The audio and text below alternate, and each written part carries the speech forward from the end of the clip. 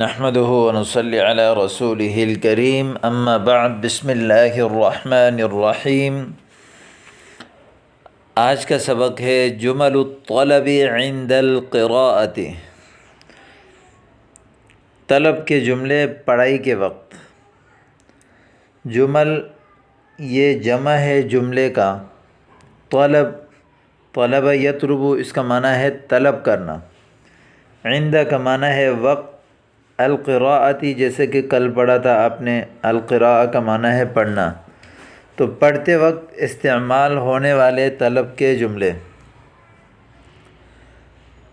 جب انسان پڑھتا ہے، آپ کلاس میں بیٹھے ہوں تو پڑھائی کے وقت کون سے جملے استعمال کریں گے، تو وہ جملے آج آپ یہاں پڑھیں گے۔ پہلا جملہ ہے اعطنی کتابک، اعطنی کتابک، اپنی کتاب مجھے دیں۔ یہ جملہ جو ہے اعطا یعطی، اعطاء کا معنی ہے دینا، کسی کو کوئی چیز دینا۔ جیسے آپ کہتے ہیں اعطنی مجھے دیجئے، کتابک اپنی کتاب کو۔ یہاں یہ جو لفظ ہے کتابک، کسی بھی چیز کی نسبت اگر آپ سامنے والے کی طرف کریں کہ آپ کی کتاب، آپ کی چیز، تو اس چیز کے آخر میں کاف ضمیر آپ نے لگانا ہے، کاف ضمیر۔ جیسے یہاں پر ہے کتاب، اب بولیں گے آپ کی کتاب، تو یہ لفظ بنے گا کتابک، اعطنی کتابک۔ لیکن اگر اسی چیز کے آگے یا لگا دیں کاف کے بجائے، تو پھر اس کی نسبت اپنے طرف ہو جائے گی۔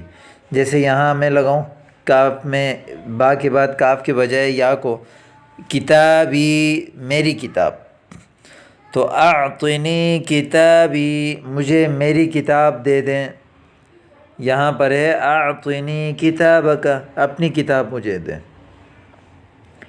اس کا جواب ہے تفضل خذہ، تفضل چلیں، خذہ لے لیجئے اسے، اخذ یأخذ، یہ ہے اخذ یأخذ، اس کا معنی ہے پکڑنا۔ خود لے لیں، ہو ضمیر یہ راجع ہے، چونکہ پیچھے کتاب کی طرف، کتاب مذکر ہے تو اس لیے یہاں پر ہو لایا، خود ہو۔ اگر کتاب مؤنث ہوتی تو ہم کہتے کہ خذھا، یہ مثال کہ اعطنی کراستک، اپنی کاپی مجھے دیں۔ اب چونکہ کراسہ مؤنث ہے تو اب پھر جملہ آتا کہ تفضل خذھا، ٹھیک ہے۔ تفضل کا معنی چلیں، تشریف رکھیں، لیجئے، اس طرح کے چیزوں کے لیے آتا ہے کہ جب آپ کہتے ہیں کہ آ جائیں بیٹھیں، تفضل، لیجئے، تفضل، اس طرح کے یہ جملہ استعمال ہوتا ہے کلام عرب میں۔ دوسرا جملہ ہے عفواً ناولنی ذلک القلم، مجھے وہ قلم دیجئے، پکڑائیے۔ ناولا یناولو، مناولہ باب مفعول سے کوئی چیز دینا، کوئی چیز لینا، دونوں کے لیے یہ استعمال ہوتا ہے۔ ذالک آپ کو پتہ ہے، ھذا اس میں اشارہ ہے، یہ قریب کے لیے آتا ہے، جبکہ بعید دور کے لیے جو جملہ استعمال ہوتا ہے وہ ہے ذالک، مذکر کے لیے۔ اب یہاں پر چونکہ القلم مذکر ہے اس لیے استعمال کیا کہ ناولنی ذالک القلم، وہ قلم مجھے پکڑائیے، ٹھیک ہے۔ ھذا اور ذالک کے بارے میں سمجھ آ گیا آپ کو؟ آگے دیکھیں، تفضل امسکہ، لیجئے، امسکہ پکڑیں اسے، امسک یمسک، امساک کہتے ہیں کسی چیز کو پکڑنا، روکنا، جیسے شکار کو پکڑنا، کسی چیز کے پیچھے آپ بھاگیں اور اس کو آپ پکڑیں تو آپ کہہ سکتے ہیں کہ امسکتہ، میں نے اس کو پکڑا۔ اب چونکہ یہاں پر القلم اوپر مذکر ہے، قلم کے بارے میں کہا تھا، تو اس لیے امسکہ اس کے آخر میں ہو ضمیر لگائے ہیں، تو تفضل امسکہ۔ تیسرا جملہ ہے افتح کتابک، وقرأ، اپنی کتاب کھولو اور اسے پڑھو۔ فتح یفتح، اس کا معنی ہے کھولنا، جیسے فتحت الباب، میں نے دروازہ کھولا۔ کتاب، کتابک، یہاں پر نسبت سامنے کی طرف کی ہے، اپنی کتاب کھولیے۔ وقرأ، اور پڑھیں، یہ جملہ پیچھے پڑھ چکے ہیں آپ، اقرأ ہے اصل میں۔ فعل امر کا جو حمزہ ہے وہ وصلی ہوتا ہے، گر جاتا ہے جب اس کو ماقبل کسی جملے کے ساتھ ملائیں گے، تو یہاں پر وقرأ آیا ہے، ٹھیک ہے۔ یہ ہو گیا تیسرا جملہ۔ اس کا جواب ہے طیب۔ طیب، نعم، اس کا معنی ہے ٹھیک ہے، جی ہاں۔ اذن انصت، پھر آپ خاموش ہو جائیں۔ اذن انصت، تب آپ خاموش ہو جائیں۔ اشر، یہاں جو اوپر جملہ ہے انصت، انصت ینصت، انصات کا معنی ہے خاموش ہونا۔ اشر باصبعک، باصبعک، اشارہ یشیر، اشارہ کا معنی ہے اشارہ کرنا۔ اشر، اشارہ کیجئے، باصبعک، اپنی انگلی سے، جیسے ہم کہتے ہیں نا کہ اپنی انگلی سے اشارہ کرو۔ اشر باصبعک، اصبع، اصبع، اس کی جمع آتی ہیں اصابع، ٹھیک ہے۔ اصابع الید، ہاتھ کے انگلیاں۔ تو یہ 4 جملے ہم نے یہاں پڑھے۔ تو اشر باصبعک، اپنے ہاتھ سے اشارہ کیجئے، ٹھیک ہے۔ اب اس کا جواب کیا ہے؟ اس کا جواب یہ ہے، دیکھیں ذرا، طیب قد اشرت باصبعی، ٹھیک ہے، یقیناً میں نے اشارہ کر لیا اپنی انگلی سے۔ یہاں پر قد تاکید کے لیے آیا ہے، کہ تاکید پیدا کرنے کے لیے، قد اشرت، میں نے اشارہ کر لیا، باصبعی، اپنی انگلیوں کے ساتھ، انگلی کے ساتھ، ٹھیک ہے۔ یہ جملہ ہو گیا۔ یہ ہے 5واں جملہ، اقلب الصفحۃ من فضلک۔ من فضلک، اس کا معنی ہوتا ہے برائے مہربانی۔ من فضلک، جیسے آپ کی مہربانی سے، آپ کی مہربانی ہوگی۔ تو اس سے پہلے جو جملہ ہے قلب یقلب، اس کا معنی ہے پلٹنا۔ اقلب الصفحۃ، صفحے کو پلٹ دیں، پلٹ لیجئے، صفحہ پلٹ لیجئے، من فضلک، آپ کی مہربانی سے، برائے مہربانی۔ طیب، ٹھیک ہے، قلبتها، میں نے اس کو پلٹ لیا۔ اب یہاں پر دیکھیں، قلبت کی آخر میں جو ضمیر آئی ہے وہ ہے ہا، اس لیے کہ پیچھے یہ ضمیر جس چیز کی طرف لوٹ رہا ہے وہ ہے صفحہ، اور وہ صفحہ چونکہ مؤنث ہے اس لیے یہاں پر ہا ضمیر لے کر آئیں کہ طیب قلبتها، ٹھیک ہے، میں نے اس کو پلٹ لیا۔ 6واں جملہ ہے اعد القراءۃ لو سمحت۔ لو سمحت کا معنی ہے برائے کرم، من فضلک، لو سمحت، یہ کسی بھی جملے کے جب کسی سے آپ درخواست کریں تو اس کے آخر میں یہ یا اس سے پہلے یہ جملے استعمال ہوتے ہیں، برائے مہربانی، لو سمحت من فضلک۔ تو یہاں پر ہے اعد القراءۃ، دوبارہ پڑھ لیجئے، قرات کو لوٹائیے، لو سمحت، اگر آپ کی مہربانی ہوگی، برائے کرم، آپ مناسب سمجھیں تو۔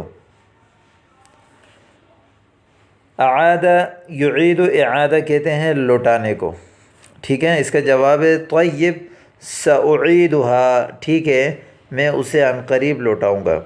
یہاں آپ نے دیکھا یہ ہا ضمیر ہے، کیونکہ یہ ہا ضمیر پیچھے قرات کی طرف لوٹ رہی ہے، قرات مؤنث ہے، اس لیے یہاں پر ہا لے کر آئے ساعیدها، ٹھیک ہے۔ 7واں جملہ ہے اطوی کتابک الآن۔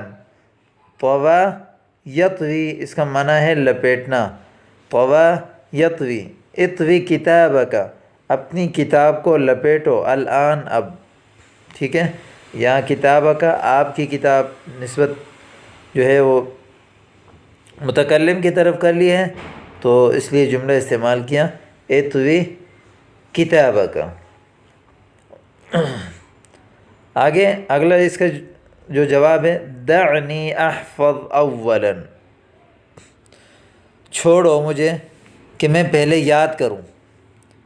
دعنی چھوڑ دو مجھے، پہلے میں یاد کروں، یعنی میں کتاب کیوں لپیٹوں، مجھے چھوڑ دو کہ تاکہ میں اپنی سبق کو پہلے یاد کروں۔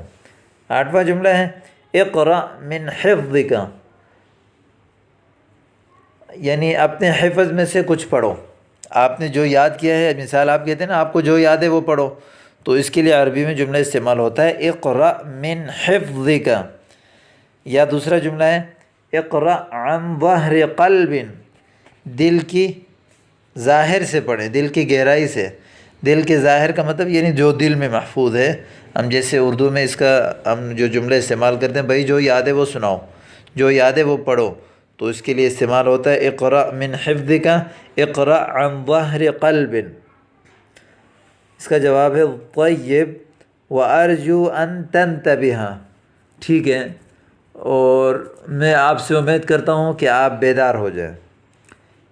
تنتبہ، تنبیہ کریں، آپ بیدار ہو جائیں، کوئی غلطی ہو جائے مجھے بتائیں یا غور سے سنیں۔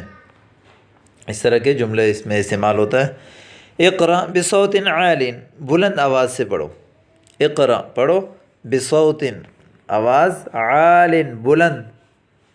یا اس کا دوسرا جملہ ہے جو استعمال ہوتا ہے ارفع صوتک، اپنی آواز بلند کرو۔ رفع یرفع، ارفع، قرأ یقرأ، اقرأ دونوں فتح سے، یعنی دونوں کا معنی یہ ہے کہ اونچی آواز سے پڑھو۔ تو اس کے لیے ہم عربی میں جو جملے استعمال کرتے ہیں اقرأ بصوت عال یا ارفع صوتک۔ هذا اقصى حد لصوتی، اقصى یعنی سب سے آخری یعنی آخری حد، آخری کونا، آخری جگہ، یہ سب سے آخری حد ہے میری آواز کی، یعنی یہ میری آواز کی جو آپ جیسے ہم لوگ اردو میں بولتے ہیں بھائی میری آواز اتنی ہے، تو اس کے لیے عربی میں جملہ استعمال ہوتا ہے هذا اقصى حد لصوتی۔ یا آپ اس کا جواب اس طرح دے سکتے ہیں جیسے کہ لا اقوى على اعلى من هذا، اس سے زیادہ بلند آواز پر مجھے طاقت نہیں ہے، اس سے زیادہ آواز میں نہیں نکال سکتا، اس کو آپ بولتے ہیں لا اقوى على اعلى من هذا۔ یا اس کا تیسرا جملہ جو ہے عفوا صوتی مبحوح، معاف کیجیے گا میری آواز بہت بھاری ہے تو اس لیے میں زیادہ بلند آواز سے نہیں پڑھ سکتا۔ 10واں جملہ ہے ضع کتابک امامی، وضع یضع رکھنا، ضع رکھو اپنی کتاب کو، امامی میرے سامنے۔ اب یہاں نسبت متکلم نے اپنی طرف کی ہے اس لیے آخر میں یا لائیں کہ، اور جبکہ کتاب کی نسبت سامنے کی طرف کی ہے کہ کتاب کا، اپنی کتاب، امامی میرے سامنے، ضع رکھیں۔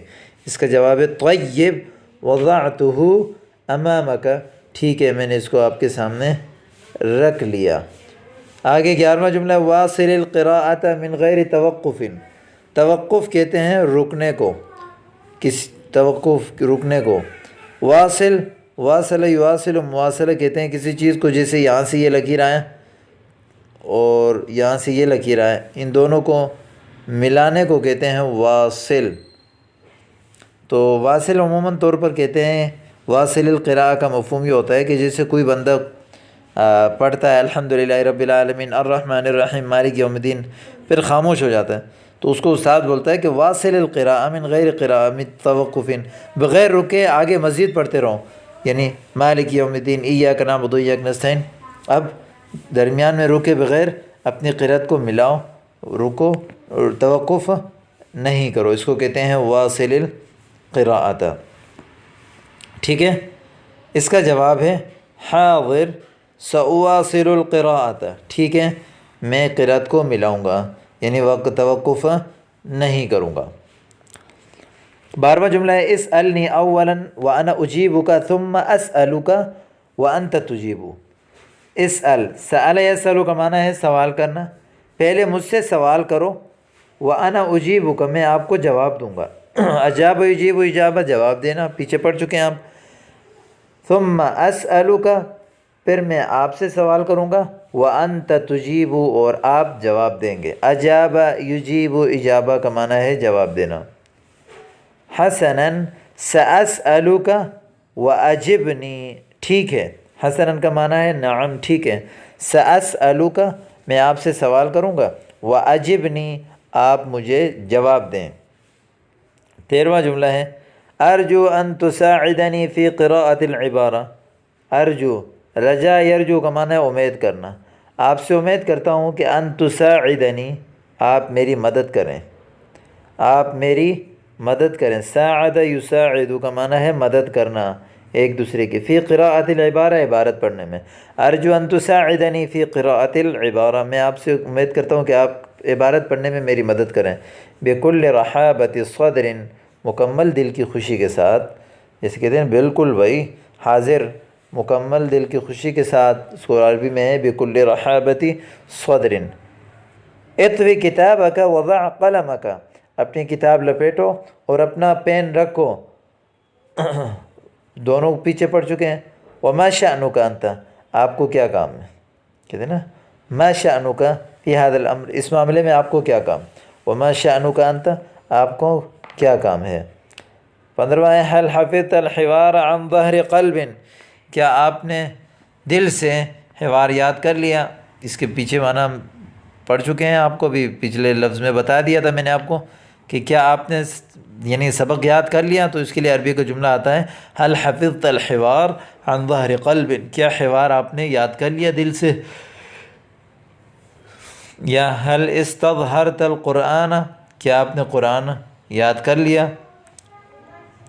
نعم الحمدللہ حفظتہ عن ظہر قلب کلہ جی الحمدللہ میں نے دل سے پورا کا پورا یاد کر لیا. امید کرتا ہوں کہ آج کا سبق آپ کو اچھا لگا ہوگا، پسند آیا ہوگا، سمجھ آیا ہوگا. ان سبق کو یاد کیجئے اور اپنے جملوں میں استعمال کیجئے، اپنی دعاؤں میں یاد کیجئے. السلام علیکم ورحمۃ اللہ وبرکاتہ.